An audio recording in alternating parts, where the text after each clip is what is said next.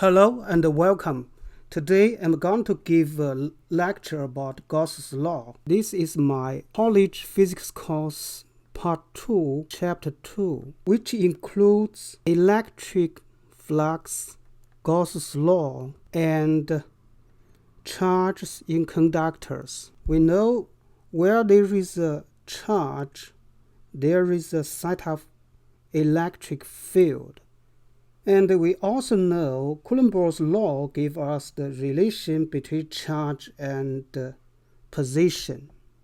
That means especially every position in a space corresponds an electric field.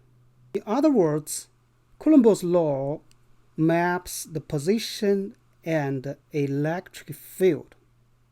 That means it gives us relation about charge and field and position.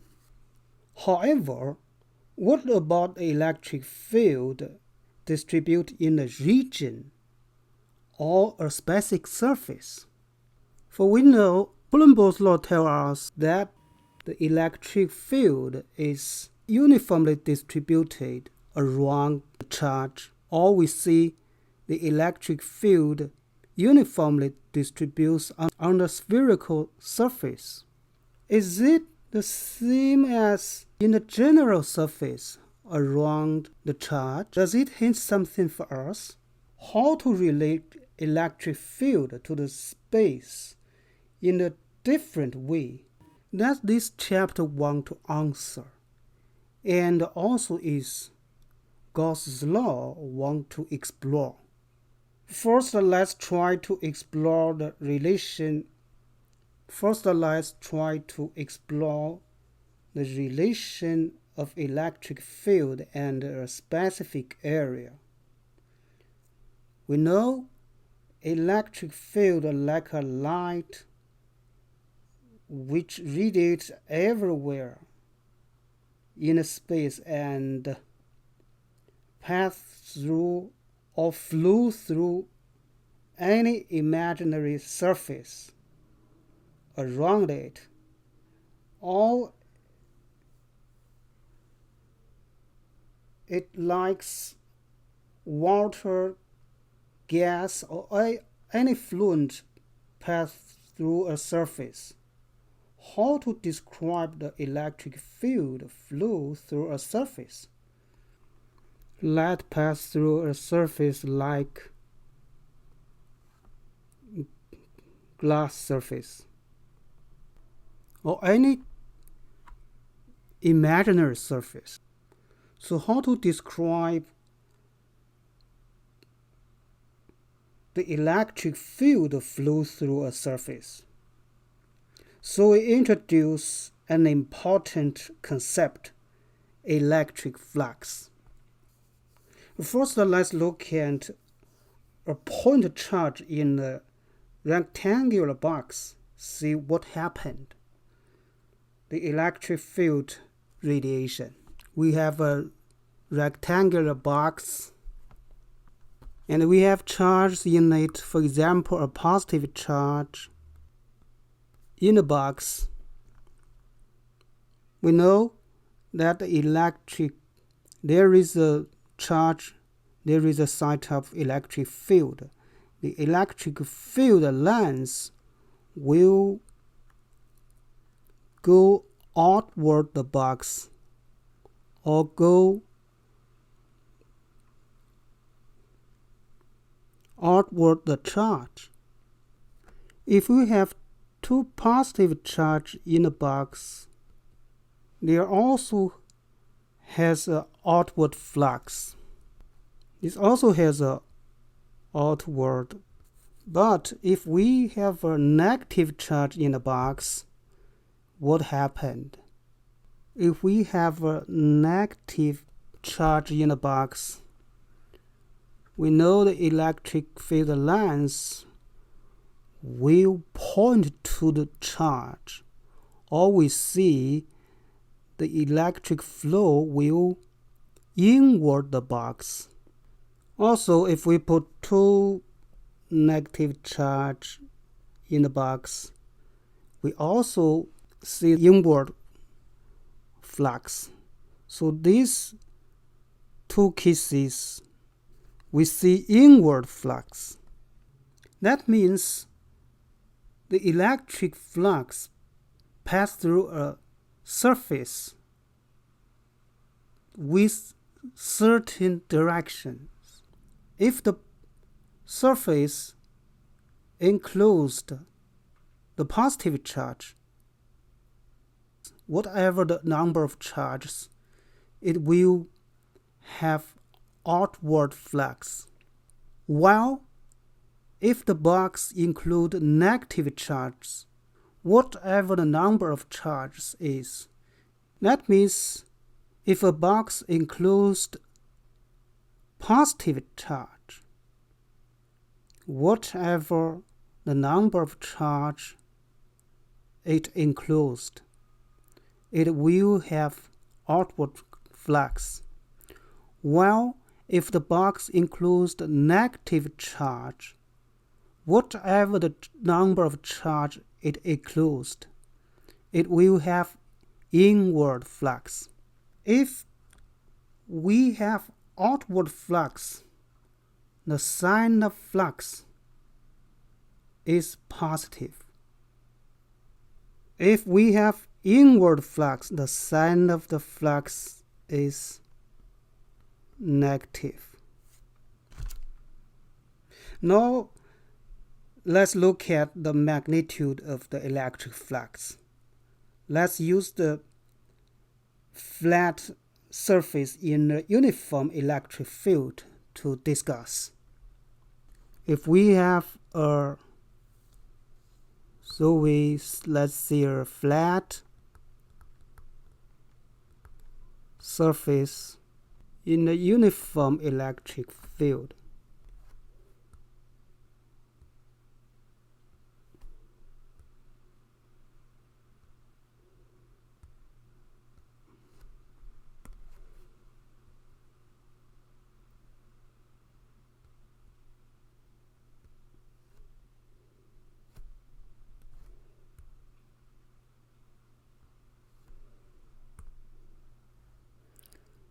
So we see three cases.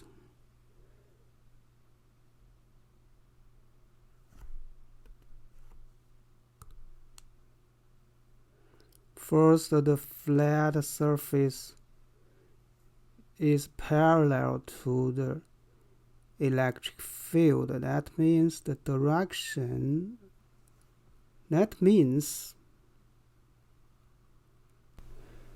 it's the same as the electric field. In this scenario, we see the electric field is parallel to the direction of the surface. So we can imagine that the electric lines or electric flux all pass through the surface. In this scenario, we see the electric flux is equal to E times A. Or we see the electric flux is the product of E and A. E represents electric field, A represents the flat surface area.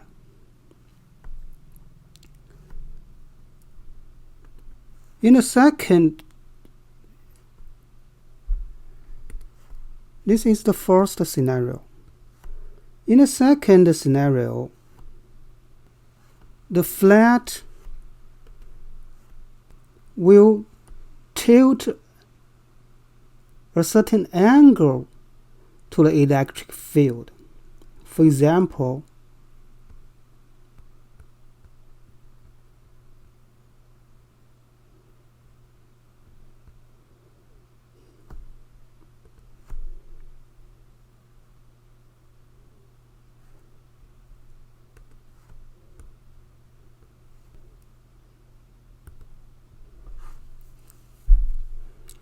let's say they tilted to a certain angle in the electric field. They have the angle to our face-up direction is phi.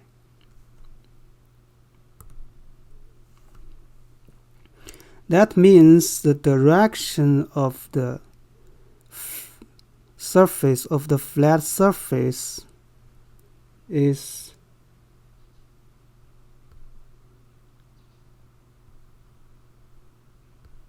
like this direction. It will have a angle to our electric field. This time the electric flux is equal to E times A times cosine phi.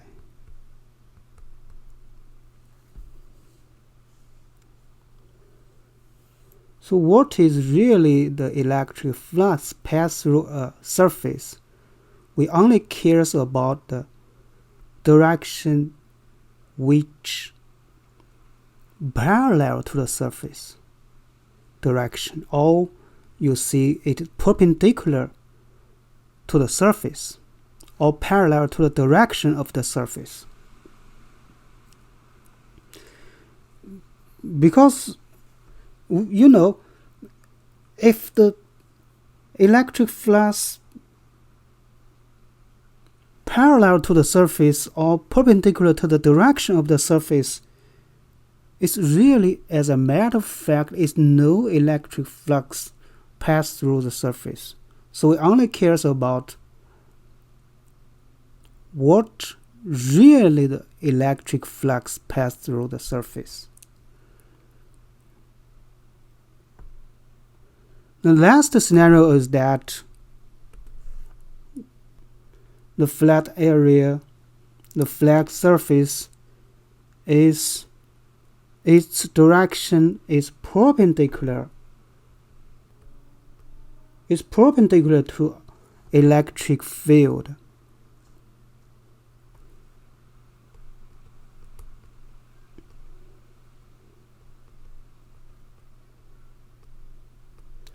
This scenario means the electric flux is equal 0.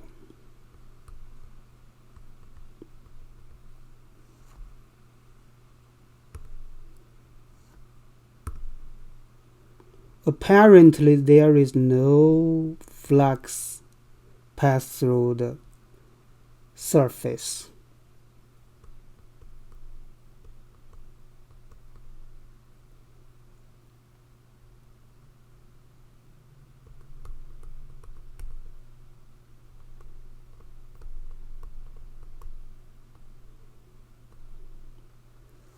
That means the angle between them is 90 degrees. The cosine 90 degree we know is 0. So actually, we also definitely see there is no electric flux pass through the surface. We have an impression, or we have some knowledge about electric flux. Now we give the general definition of electric flux.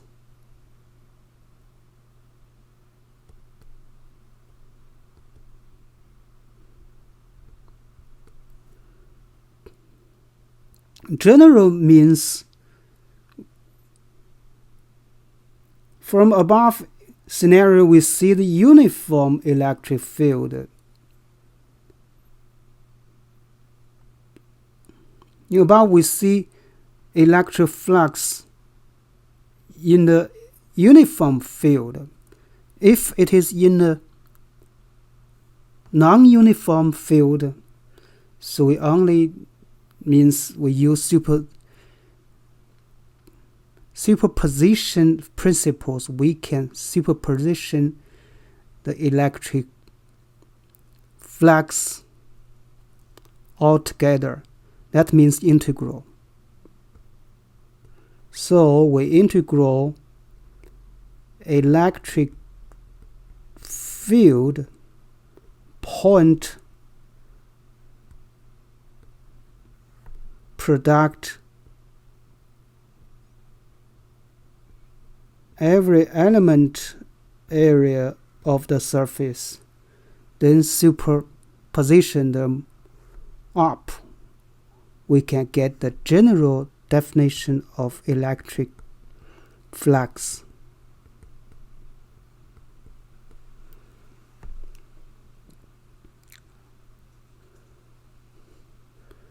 So this, we use the vector to give the general and accurate definition of electric flux. This is the two vectors point product. That means electric flux is a scalar.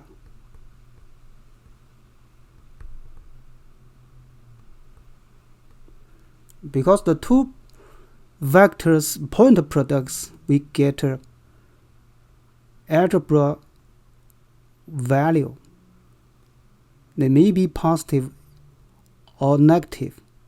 We see that if the flux inward the surface,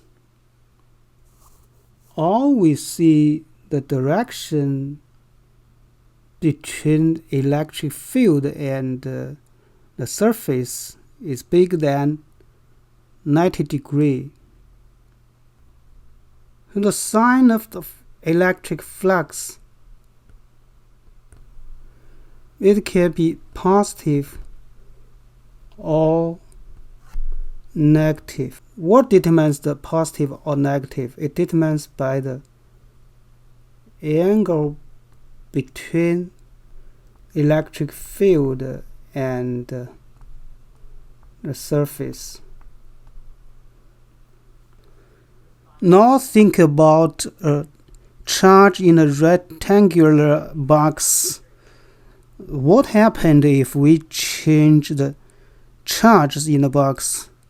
If we change the number of the charges in the box, or we change the dimension of the box, what happened?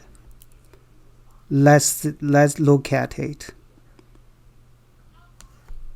If we see y positive charge in a box, first if we have one charge in a box, one positive charge in the box, we know there will be electric flux outward the box. We outward the box. If there are two positive charges in the box,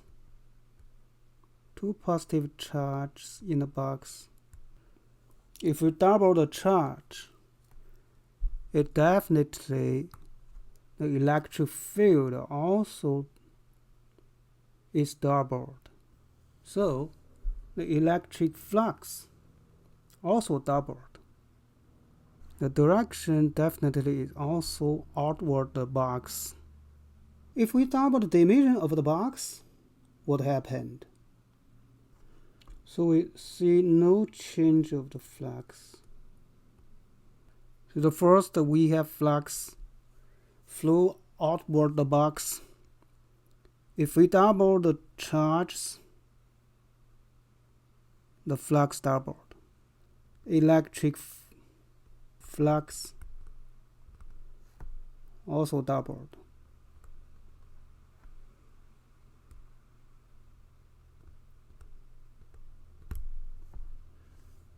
If we double the dimension of the box, electric flux has no change. So we see several scenarios about electric flux. Let's look at enclosed surface, rectangular box. If the net charge in the box is 0, what happened? Net charge is 0 for rectangular box, enclosed in a rectangular box. So this time, first scenario is no charge in the box. No charges in the box. That means no electric field. Definitely, the electric flux also is equal 0. The second scenario is that the second case is that there is one positive charge and one negative charge. That means there are outward electric flux and inward electric flux. So we have inward and outward electric flux. We see that the inward electric flux cancels the outward electric. So outward electric flux cancels the electric flux. If we have a very big flat sheet, it will give us a uniform electric field. So see what happened this time. Now in its sheet it uniformly distributes positive electric charges. Let's see what happened if our rectangular box in this case. In this case, the electric field will also inward and outward the box. So also the outward electric flux cancels the inward electric flux. So they have the same scenario as scenario 2. So the 3 case is the same as 2. Outward flux cancels inward flux. Now we can give a summary about it. First, the sign of an enclosed charge determines whether there is a net outward or inward electric flux. The sign of the enclosed charges determines whether there is a net outward or inward electric flux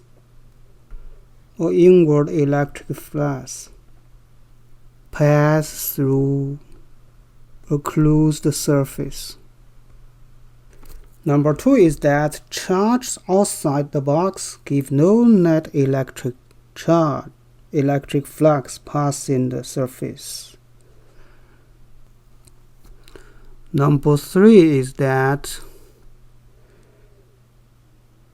the net electric flux through the box is proportional to the net charge enclosed in the box.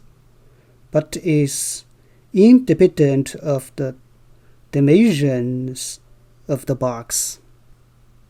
From Coulomb's law, we know the relation between electric field and charge. How about electric flux and charge? Or we see that from Coulomb's law we connect charge with position and electric field. Does it hint us something about can we connect electric flux with electric field, and or can we connect electric flux with charges? That means does electric flux has something to do with charges? We know if we double the charge, the electric flux increased. The electric flux increases. If we double the dimension of the enclosed box, there is no change about the electric flux. Can we find the general relation between electric flux pass through an enclosed surface with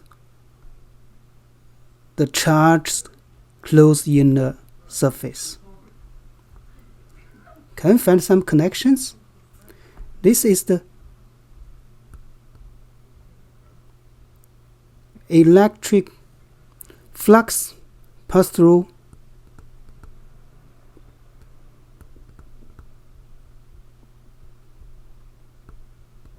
enclosed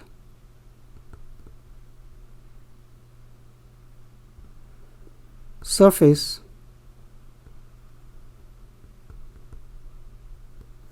This is the charge closed in the surface.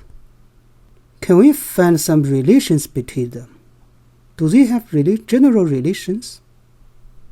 Or do we have some patterns or some principles or something about how can we relate these two things? How can we connect these two things? Also, let's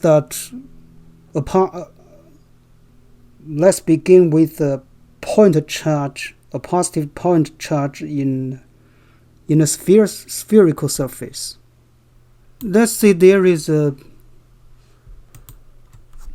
positive charge. For example, how can we design the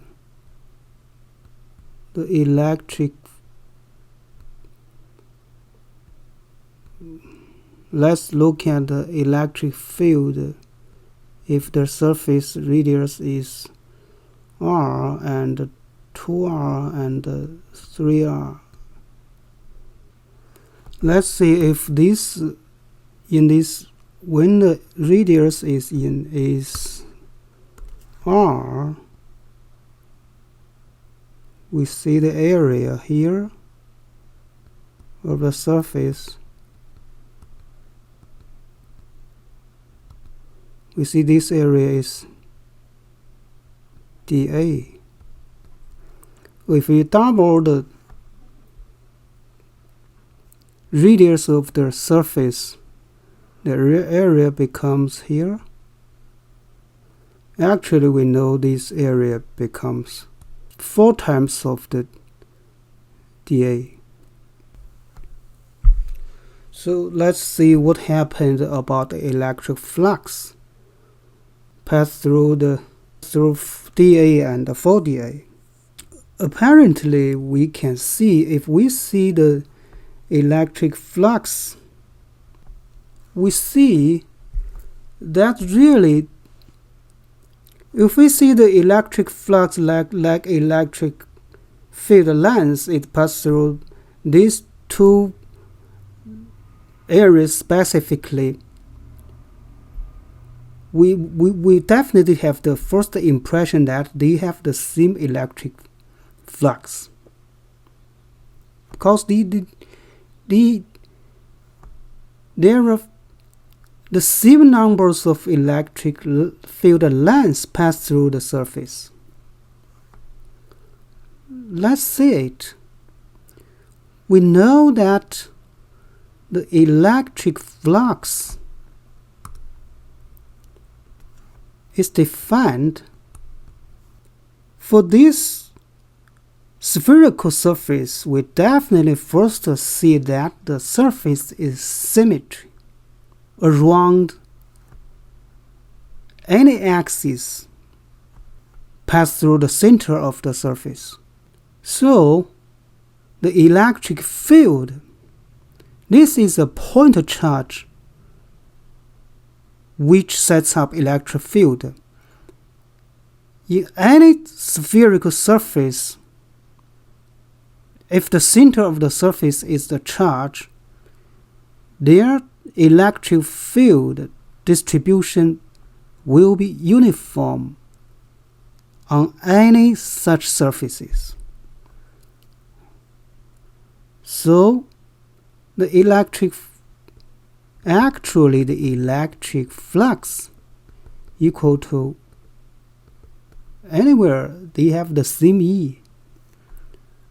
We know that if we superposition the elementary areas of all areas in the surfaces, it will be equal to the area of the surface of the sphere.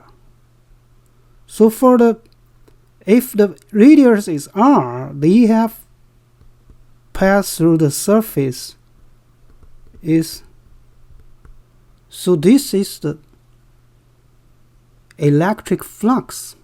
From Coulomb's law, we know electric field is, if we have the charge of Q here, so we can get electric flux equal to,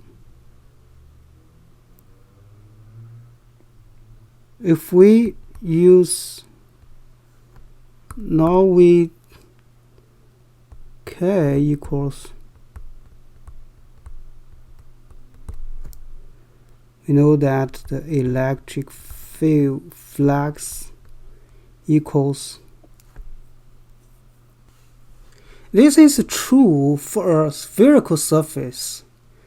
Is it true for any surface enclose the charge? The answer definitely is yes, because any surface here around any surface also enclosed the charge or the charges. That means any area pass through the surface of this sphere or this spherical surface, we project this surface to a spherical surface near to the corresponding spherical surface here. We only need to project this surface to here, to a corresponding spherical surface. That means this is the, so I can project the flux, electric flux, to the corresponding spherical surface. So this, for example, this is a general surface. This is the electric flux pass through a spherical surface. So only is that I project the general surface to the corresponding spherical surface. That means these two surfaces have the same flux. Also, these two spherical surfaces, they also have the same flux. That means any general sphere, if it is closing the charge, it is have the same electric flux as a spherical surface, which also enclose the charge. So, any surface enclose a charge, they will have the same flux. They should have the same relation to the charge. That means any element in a surface can project to the area to the corresponding spherical surface, just like use the corresponding circle to represent the arc. That means any element in a surface can project to the area to the corresponding spherical surface, just like we commonly use the corresponding circle arc to represent the curves. Also, we can use the corresponding spherical surface to represent any surface. So if we superposition the electric flux, we get the same electric flux for any spherical or general surface which includes the charge or the charges. So this actually give us what is Gauss's law. Gauss's law is a different way to describe the relation between electric field and the charge. It is based on the symmetry principle. It is a fundamental statement about the relation between charge and electric field. So in generally, Gauss's law tells us that any surface enclosed charges its electric flux equal the charge enclosed in it over epsilon 0. This is the general form of Gauss's law. So this is a very interesting law. It studied the electric field in an indirect way. It used a closed surface to enclose the charge and see what happened. This gives us a very insight and deep insight about how we deal with some problems, or how we to think, how we can represent a phenomena in an indirect way. For example, how can we? So Gauss's law just not to give us some insights. How can we deal with physical problems? How can we figure out physical problems of physical phenomena in a different way, in a very imaginative and very effective way? See the vicinity or the near regions about the field of electric charge or a body with electric charges. This is very interesting. Let's see some example to see how can we use Gauss' law to relate electric field with the charges. Example 1. Let's see a spherical ball which have positive charges. Let's see, this is a metal ball which have positive charge Q uniformly distributed on its surface. Remember, the charge in a conductor, it only appears in the surface of the conductor. So in this spherical ball, only the surface have positive charges. So let's use Gauss' law to analyze the electric field in 3 different spherical surfaces, respectively have radius r, 2r, and 3r. So first, let's look at if r less than the big R.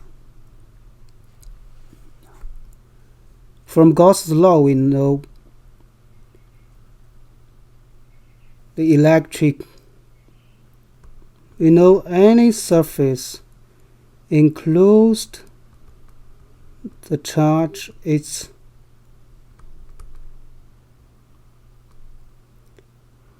electric flux equal the charge enclosed in it over epsilon 0. But in this case, we know the electric charge only exists in the surface of the ball. So if R is less than the big R, there is no charge enclosed in that surface. So the charge enclosed equals 0. So electric field also equals 0. Second, let's look at if bigger than R. If the surface radius is bigger than R, so we use Gauss' law. Also from Gauss' law, we know that we'll give it here.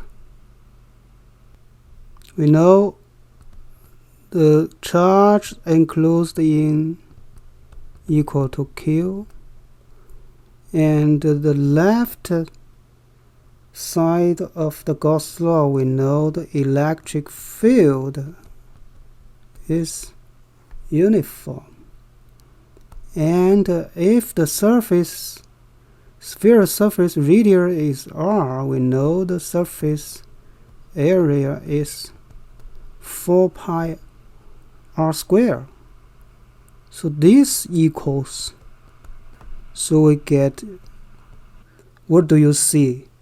This is really the same as Coulomb's law. So Gauss' law and Coulomb's law, they all deal with the relation between electric field and charge. Gauss' law only is a different way to explore what about the relation between charge and electric field. Now if we graph the electric field to its radius of the spherical surface, we can get if the R if r less than r, if the radius less than r, the electric field equals 0. The electric field is inverse proportional to the square of the distance. This is the graph of electric field in terms of the distance or the radius close the surface. If we see y positive charge in a box, let's look at example 2.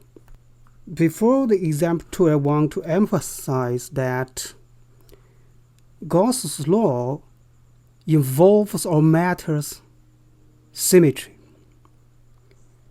Because electric field, it always has a source of electric field. This source is charges. All any bodies have charges. So we often use spherical surface or cylindrical surface. These two kind of surfaces all symmetric. This symmetric method or this symmetric method or idea make things easy to get done. Example 2 is about a flat sheet which have uniform electric charge distribution. Here is a flat sheet which uniformly distributed positive electric charge, positive charge Q.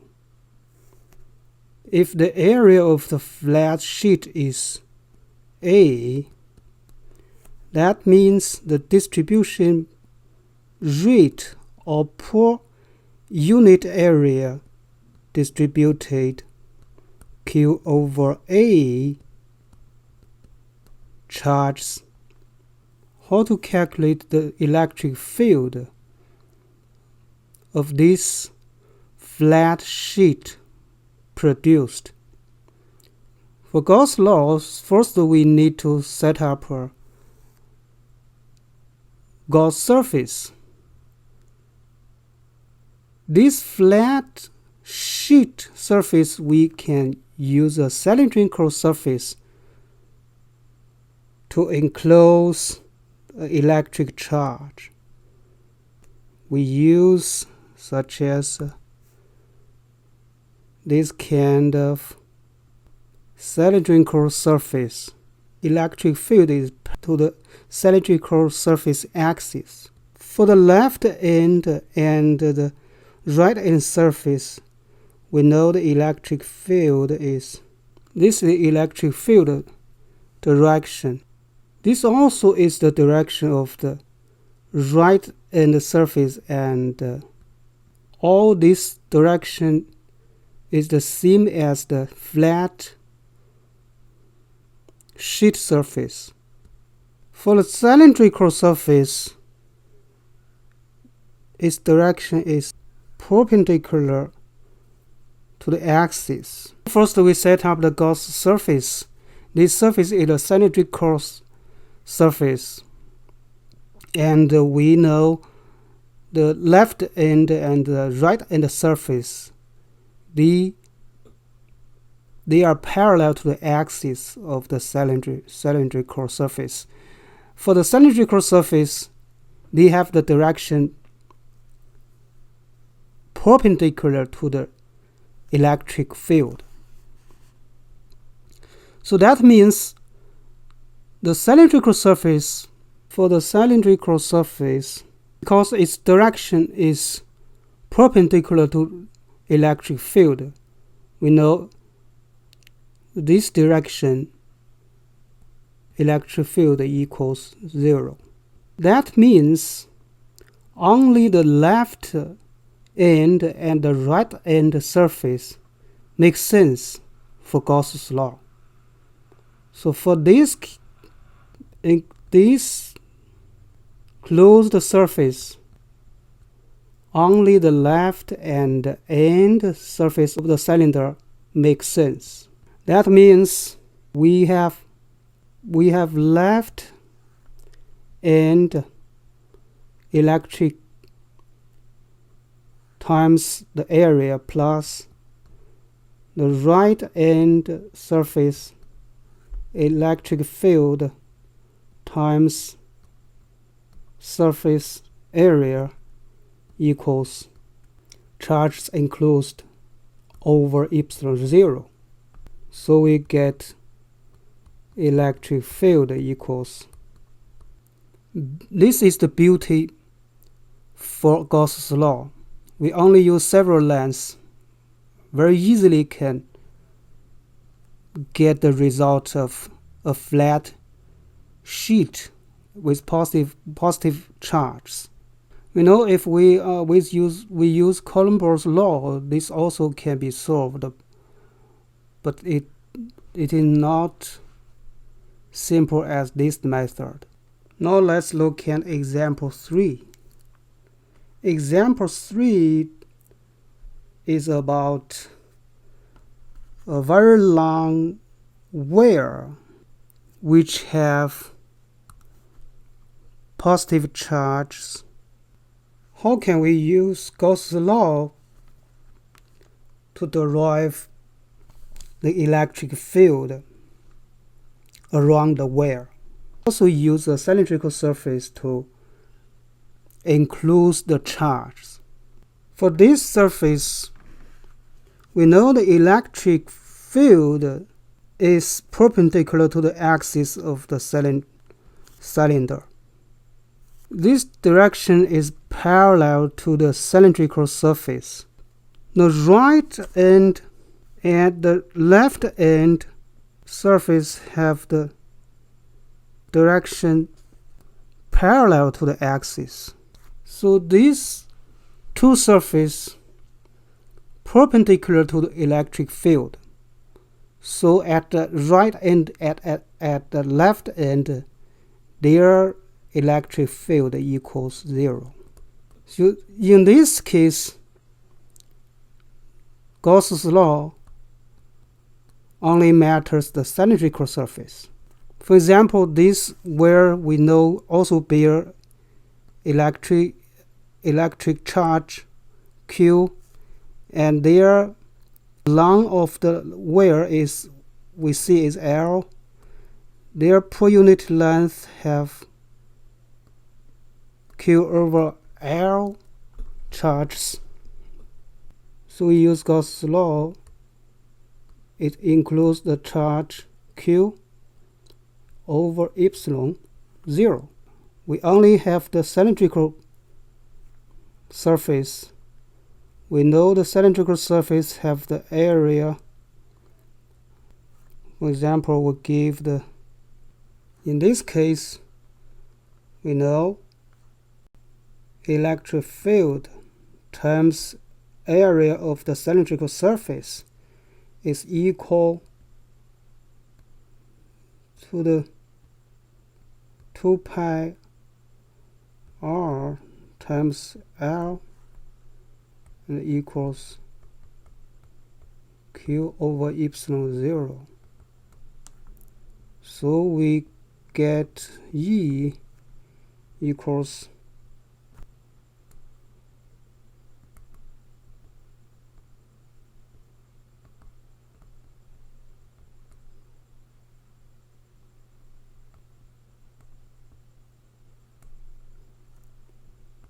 is equals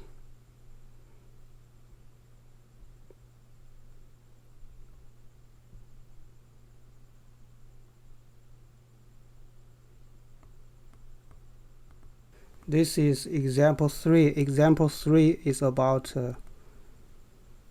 very long, we can see it infinitely long or we can compare to the radius of the wire is very long. Example 4 is about two separated plates. They have a setup of electric field, almost uniform electric field. This is the realistic diagram about the two plates. In the left plate, they have negative charge.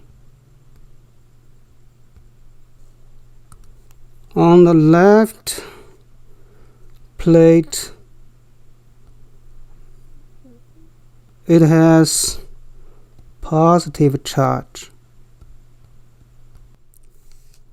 In the left plate, they have negative charge. On the left plate, it has positive charge. The electric field line in realistic way should be like this. This is a realistic diagram. For idealized diagram, it should like this. It should set up a uniform electric field between the two plates, and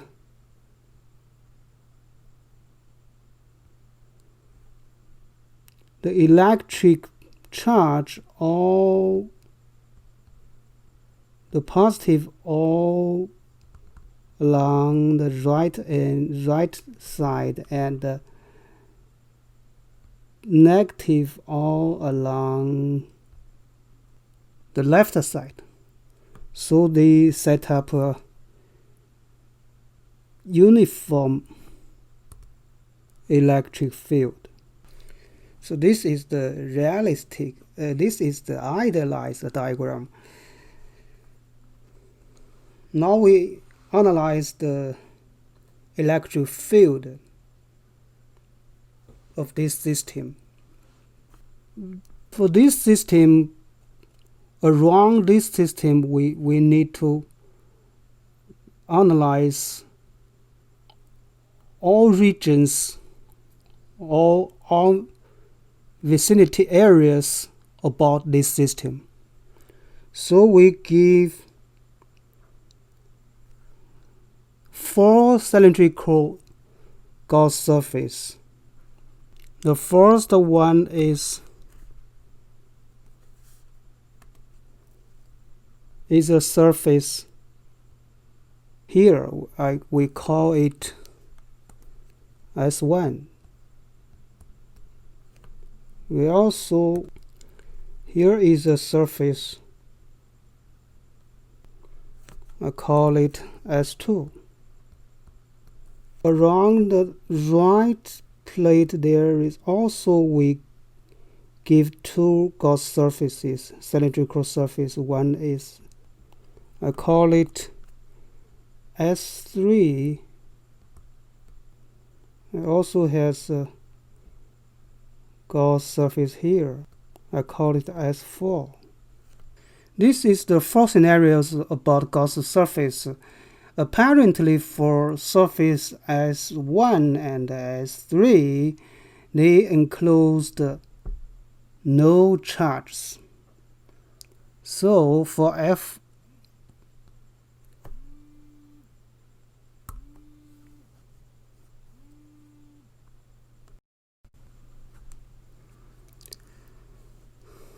for cylindrical surface S1 and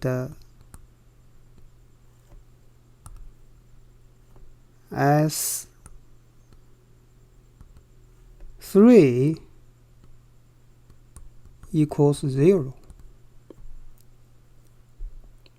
Because no charges enclosed in the surface, in a closed surface, and for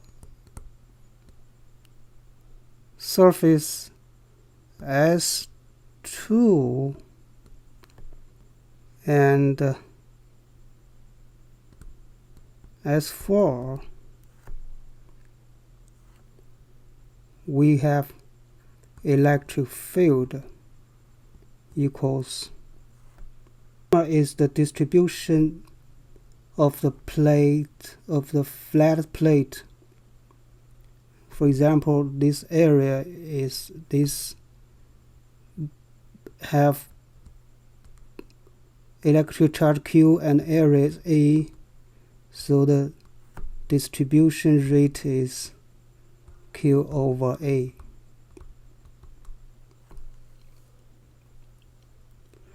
This is very easy because this is set up uniform electric field.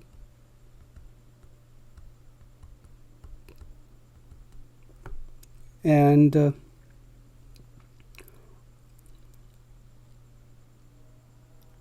also for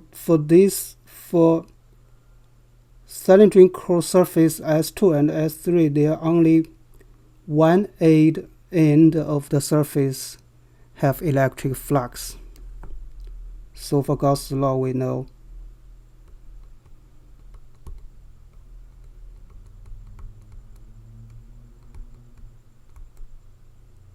so we can get the electric field between the two plates, and the outside of the plates they have no electric field. This is example 4. Now let's look at example 5. It's about a spherical shell. For example, there is a shell.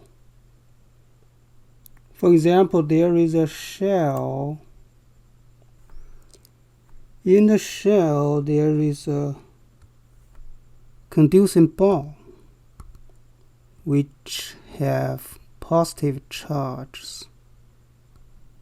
There is a metal ball or conducing ball which bear positive electric charges.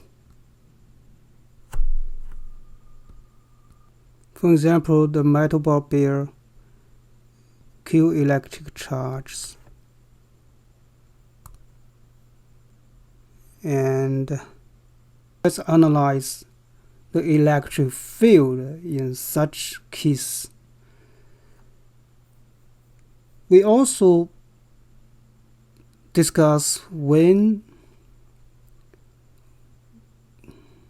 we also set up a Gauss surface. We set a spherical surface which includes the small ball. And if our Gauss surface radius less than the small ball's radius, we know this is a induction. This is a metal ball. This is an inducing ball, and it is a conductor. The electric charge should only on the surface. So if our Gauss surface radius is less than the small ball's radius, it have no charges enclosed in our Gauss surface. So that means electric field also equals 0. If R bigger than R, we use Gauss' law. We know this case, the enclosed charges is equal to Q. For they have uniform electric field on this surface.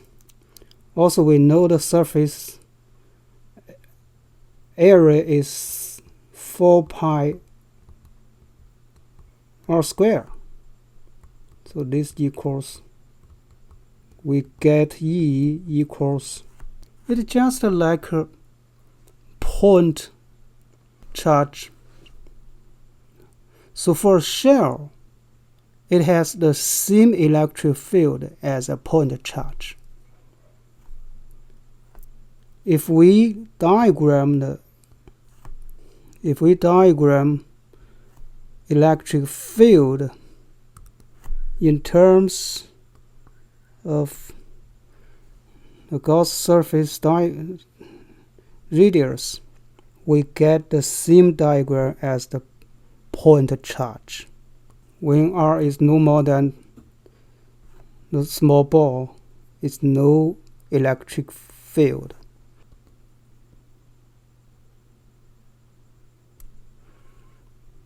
When the radius is bigger than the ball's radius, it has the electric field just like that. So for a spherical shell, it's the same as a point charge. I want to see for a shell or for any Gauss surface, whether the charge in the surface center or not, it doesn't matter. For example, this charge, whether you are here or here or here, it doesn't matter. It only matters the Gauss surface enclosed how much charge in it. So for a shell,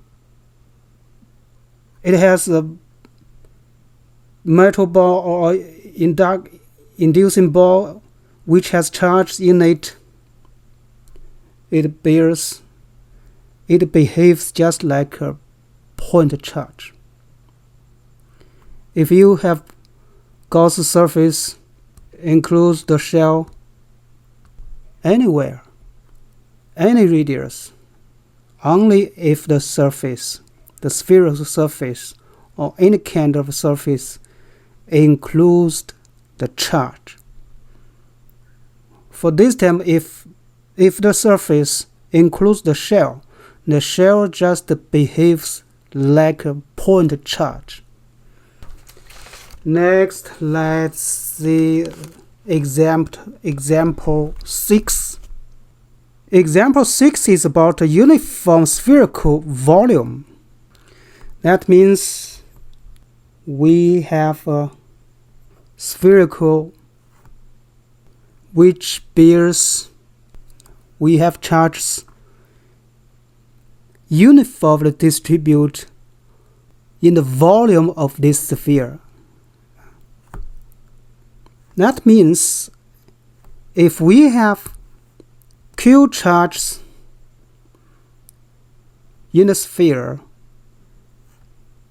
its distribution rate should be Q divide, for example, the radius for this spherical volume is R.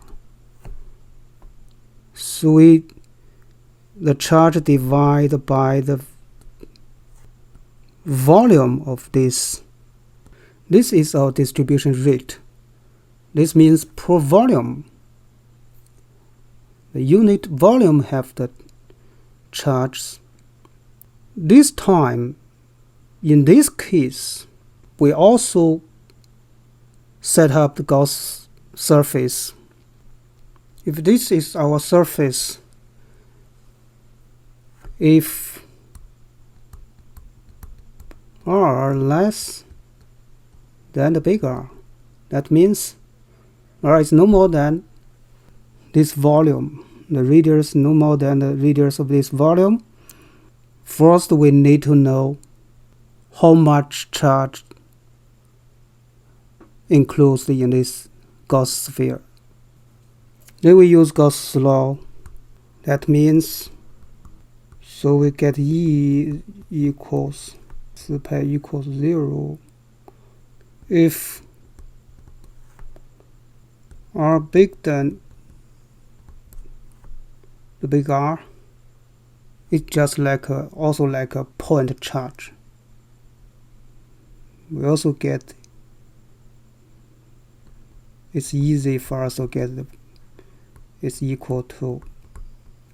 So if we diagram the electric field in terms of the radius of Gauss surface, we get this diagram is, because for if its radius is less than R, we know that it is proportional to R, so it is ln. For if it is bigger than R, should be a curve like this. So this is our part 3. We are going to talk about charges in conductors. If there is a conductor, for example, its surface is like this. Because it is conductors, if it has positive charge, the charge is all distributed on the surface. Also, we know from Gauss' law, if we set up a Gauss surface, no electric field inside the conductors. This is a Gauss surface. Apparently, it has no charge enclosed in the surface. So, inside the conductors, any place, for example, this place,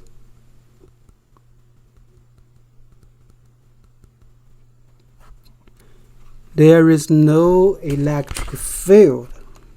So inside the surface, inside the conductor, there is no electric field. And outside the conductor, the electric field equals the distribution rate of this surface over epsilon 0. And E, electric field, the direction of electric field is nominal or perpendicular to the surface.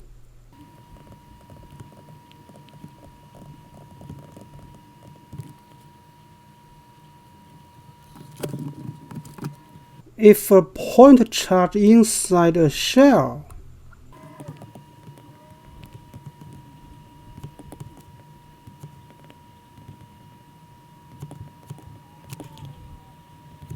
there is a point charge in a shell,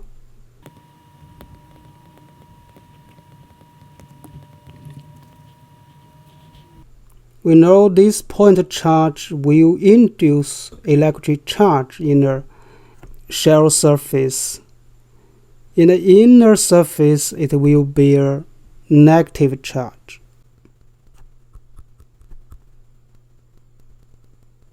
In the outer surface of the shell, it will have positive charge. The electric flux or the electric length just like this. inside the shell, and outside the shell the electric field length just like that. They all point out the shell. That means whatever place the charge in a shell, the shell just behaved like a point charge. So we have positive or negative charge induced on shell. And the electric field just behaved the same as for a long point charge.